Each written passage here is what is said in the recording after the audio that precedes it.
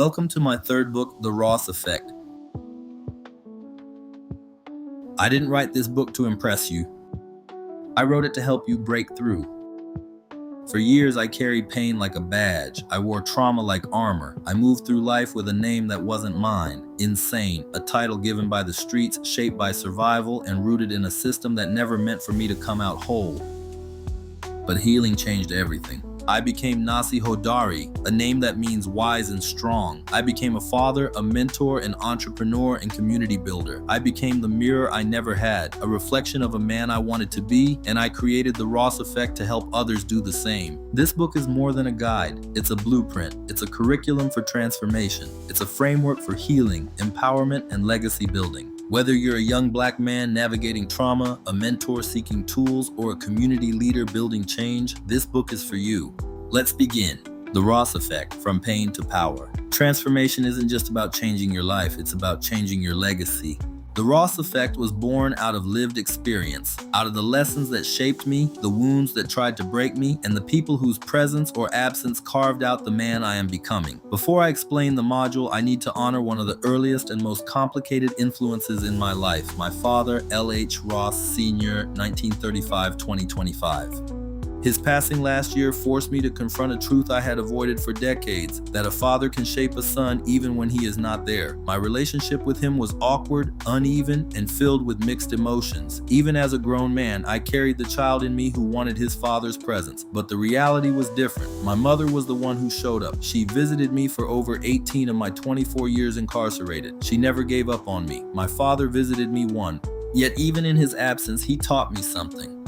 The lessons I received from him did not come through guidance, stories, or shared moments. They came through the void where those things should have been. They came through the anger I carried as a boy growing up without him, and through the survival instincts I developed navigating the streets, jails, and penitentiaries. Guided instead by men who were present even if they were street dudes, they embraced us and raised us. It wasn't until after his death that I began to understand his backstory. A Black man born in Mississippi in the 1930s, shaped by a world that gave men like him very few tools for emotional presence or fatherhood. As I have always said, everyone has a backstory. When I finally looked at the totality of his life, I didn't find excuses, I found context, and context opens the door to compassion. Throughout my journey, I learned from many people, some intentionally, some by accident, some through pain, some through wisdom.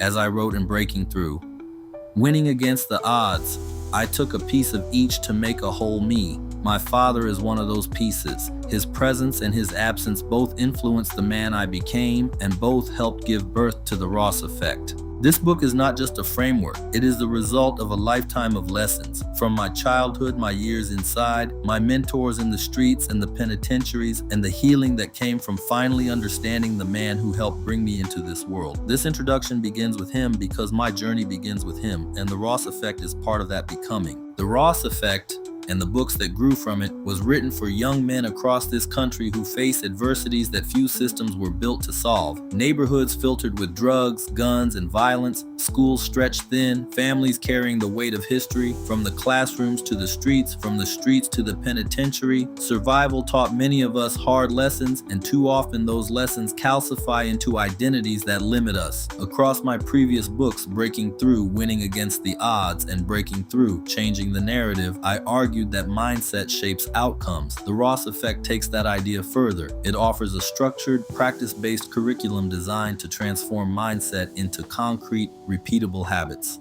This book shares techniques, reflections, and exercises that guide young men to build a life plan rooted in positive goals, cultural pride, and daily practices that move them away from the subcultures that normalize violence and substance use. By the end of this series of the Ross Effect, participants will have the tools to reconsider the identity they were given or adopted and choose an identity that empowers growth. Develop a sense of culture and establish core values that anchor decisions. Set realistic goals, prioritize education, and map practical steps toward their fullest potential. Equip parents, teachers, counselors, and facilitators with clearer direction and concrete strategies to support young men through these transitions. The Ross Effect is organized around the acronym ROSSEFFECT.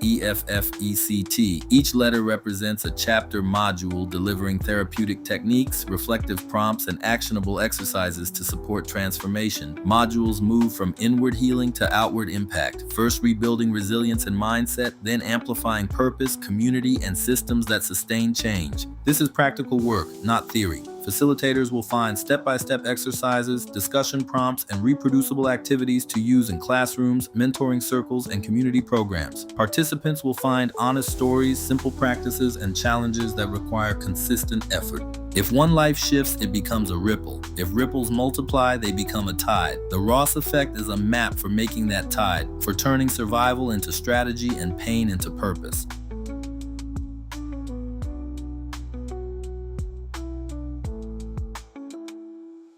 The Ross Effect is a journey, it's a framework, it's a movement. It's for every young black man who's ever been told he's too broken to be whole, too angry to be understood, too lost to be found.